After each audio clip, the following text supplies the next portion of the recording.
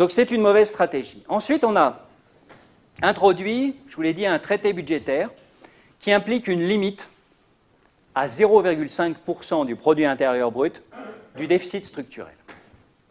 Donc un déficit public total, c'est la différence entre toutes les dépenses et toutes les recettes. Mais certaines de ces dépenses, je l'ai déjà dit, dépendent de l'activité économique. Certaines des recettes dépendent de l'activité économique. S'il y a beaucoup d'activités, il y a beaucoup de recettes fiscales. La base fiscale s'étend. S'il y a peu d'activités, il y a beaucoup de dépenses sociales.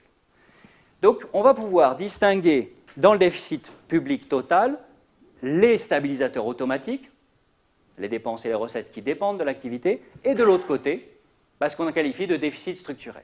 Et c'est celui-ci qu'on voudrait diminuer parce que c'est la portion non contingente à l'activité du déficit public, c'est la portion qui est un peu discrétionnaire du point de vue des États. Donc en limitant leur déficit structurel, on voudrait limiter la capacité du gouvernement français à créer un Louvre à chaque coin de rue dans Paris ou à chaque coin de rue dans Lyon, dont évidemment la productivité pourrait être discutée, parce qu'elle serait vraisemblablement discutable. Donc on veut limiter la capacité d'action structurelle des États membres sur leurs finances publiques. Le problème, c'est que pour savoir ce qui est de l'ordre du conjoncturel et ce qui est de l'ordre du structurel, il faut avoir une idée de la façon dont la conjoncture actuelle s'établit par rapport à la production potentielle, c'est-à-dire au mieux qu'on pourrait faire. Si par exemple notre croissance économique, notre produit intérieur brut est en deçà de notre potentiel, on pourrait mieux faire. Mais ça signifie que parce qu'on est en deçà de notre potentiel, il y a des salariés qui ne trouvent pas d'emploi par rapport à la situation idéale où ils n'en trouvent rien, et il y a des investisseurs qui n'investissent pas en capital par rapport à la situation où ils pourraient utiliser pleinement le capital pour investir. Donc on est dans une situation que je qualifiais tout à l'heure d'output gap négatif. Et c'est à partir du moment où on sait où on se situe par rapport au mieux possible, notre potentiel, qu'on va pouvoir dire il y a des dépenses qui sont dues à l'activité, qui est en deçà du potentiel, et tout le reste, c'est le structurel, c'est le résidu entre le déficit total et le conjoncturel. Le problème est que les économistes sont tous très brillants, bien sûr, mais ils ont des défauts. Et parmi leurs défauts, il en est un qui est le suivant, ils ne savent pas évaluer le produit intérieur brut potentiel. Et l'Europe vient de se doter d'un traité budgétaire qui va faire dépendre l'orientation des politiques budgétaires d'une évaluation d'une notion, le PIB maximal qu'on pourrait atteindre, qu'on ne sait malheureusement pas calculer. Alors, j'exagère, on sait le calculer, mais on ne sait pas quelle est la bonne méthode pour le calculer, et on se rend compte souvent que d'une année sur l'autre, il change de façon pas tout à fait négligeable. Ce qui fait qu'il y a des années, on se dit « on a un fort potentiel », puis l'année d'après, on n'en a plus. Il paraîtrait qu'à cause de la crise financière que nous avons subie, notre potentiel aurait disparu parce que le très grand nombre de chômeurs que nous avons connus à cause de cette crise ne sont plus employables, ils ne sont plus bons à rien, ils ne sont plus dans le potentiel, on s'en débarrasse. Mais peut-être qu'on pourrait adopter une autre position qui serait la suivante. Il y a eu un choc terrible sur l'économie internationale. Ceux qui ont perdu leur emploi ne sont peut-être pas perdus pour autant. Et peut-être interviennent-ils toujours dans le potentiel, mais conjoncturellement, effectivement, ils ont une situation extrêmement difficile. Temporairement, ils sont au chômage, mais il serait mieux pour la société dans son ensemble qu'ils trouvent tous un emploi. Et il se trouve que du coup, c'est la Commission européenne qui va être en charge d'évaluer ce que les économistes ne savent pas évaluer.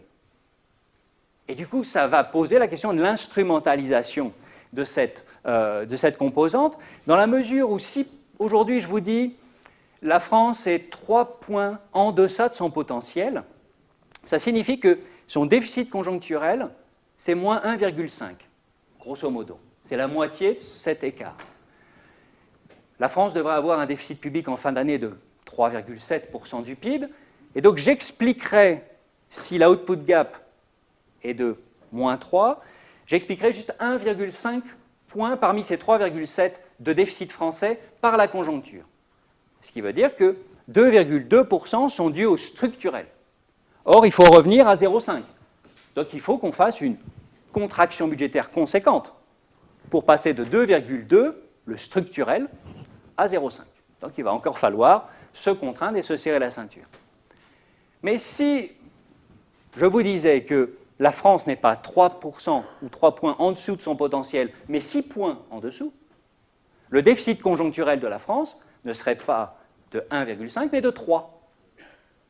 Et du coup, avec un déficit total prévu à 0,7, je pourrais dire la France a un déficit structurel de 0,7 qui n'est pas si loin de la règle budgétaire qu'on devrait adopter. Et si tel est le cas, aucune raison de se serrer la ceinture un peu plus, puisqu'on a déjà respecté les traités.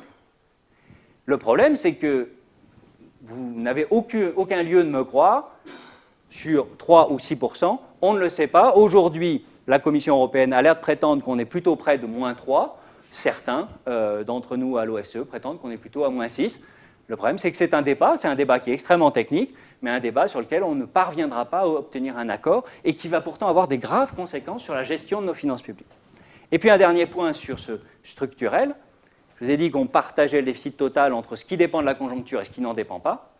Et les charges d'intérêt sont toutes incluses dans ce qui ne dépend pas de la conjoncture.